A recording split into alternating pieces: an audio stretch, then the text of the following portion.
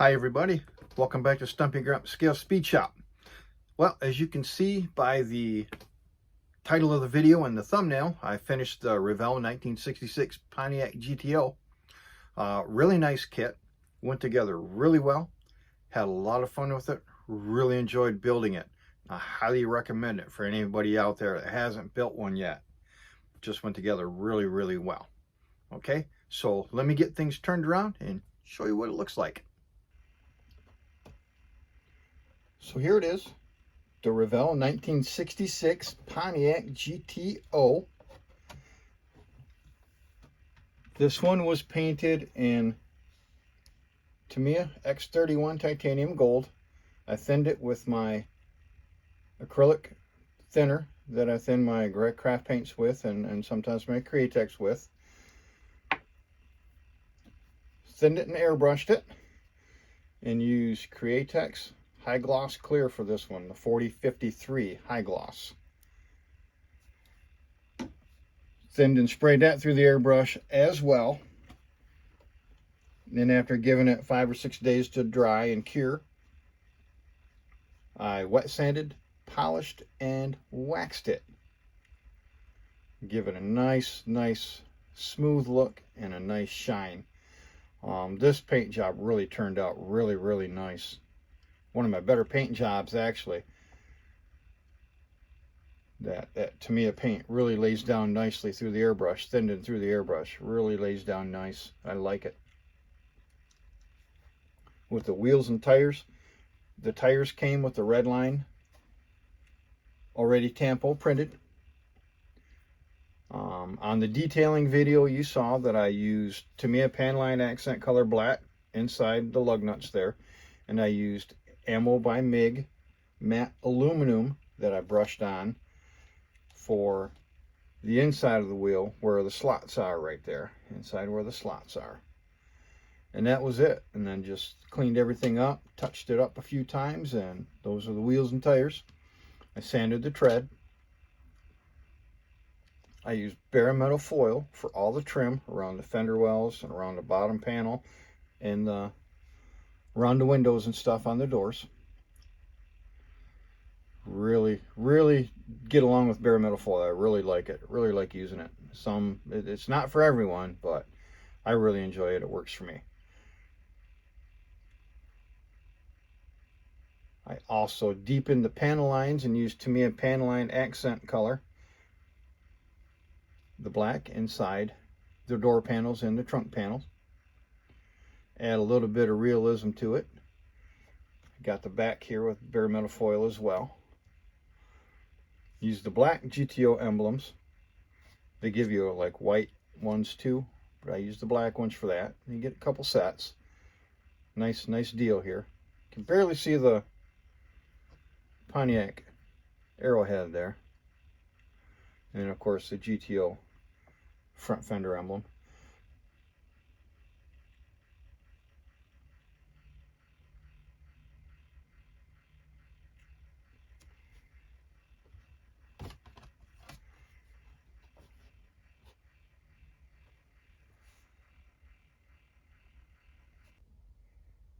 So let's take a look underneath. I did some dry brushing to bring out some of the details underneath and give it maybe a little bit of a worn, weathered look there.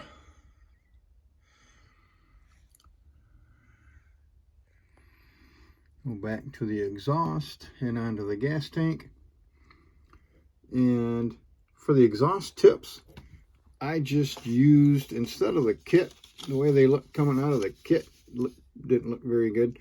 I just used some 1/8 inch aluminum tubing.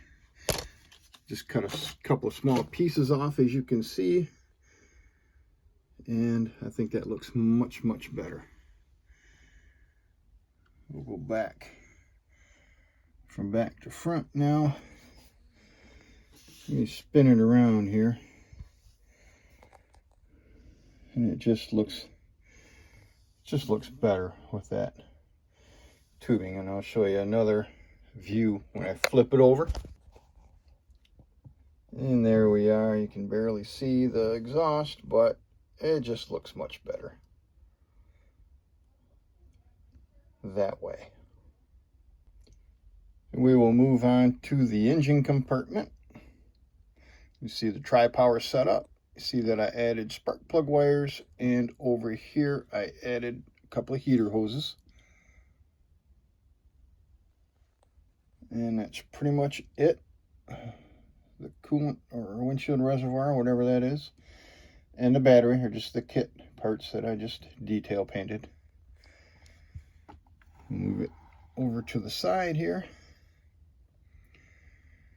Get a better side view of the engine. And back around to the passenger side.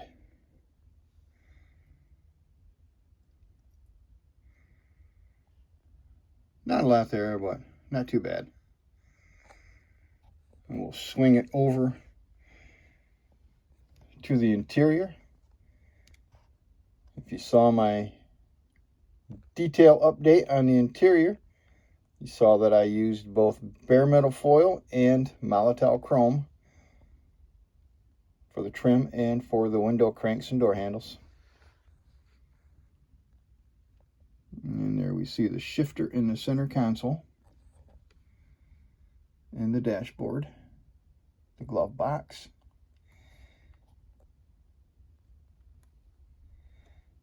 and the chrome trim on the seat, and the door lock knob that I added. Zoom it in so it gets it a little bit better. There we go. The seat and the door lock knob. We'll zing it around to the other side here.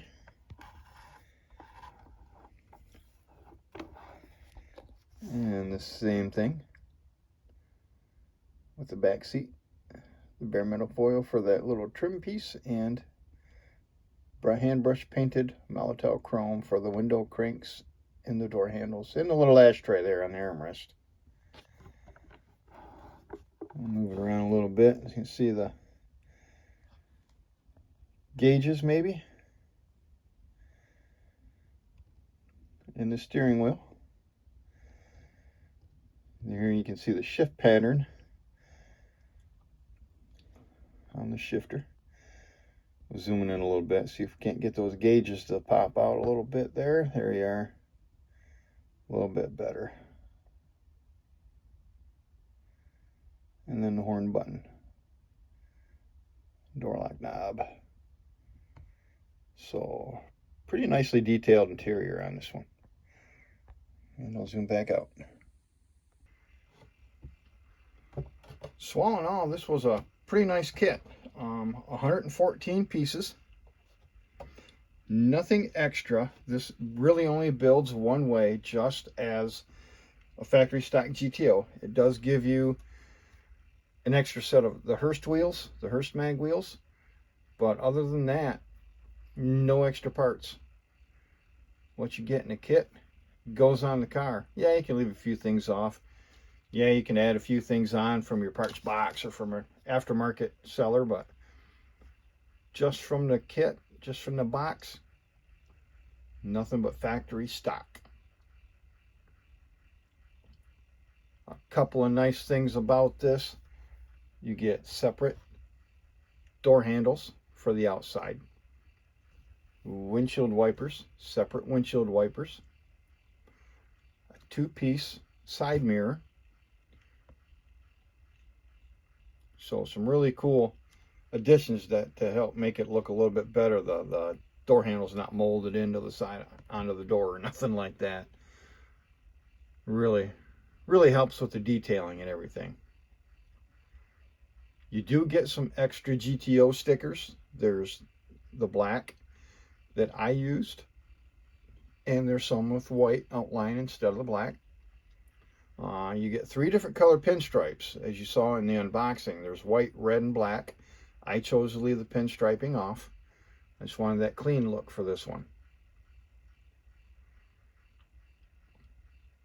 All in all, just a really super nice kit. The only issue I had was this front piece here is molded into the body, just that very front, And I had to sand it down, trim it off a little bit to get the grill to fit in there right. That's all I had to do. That's really the only fit issue and anything like that in this kit. Just really nicely done. Goes together really, really good.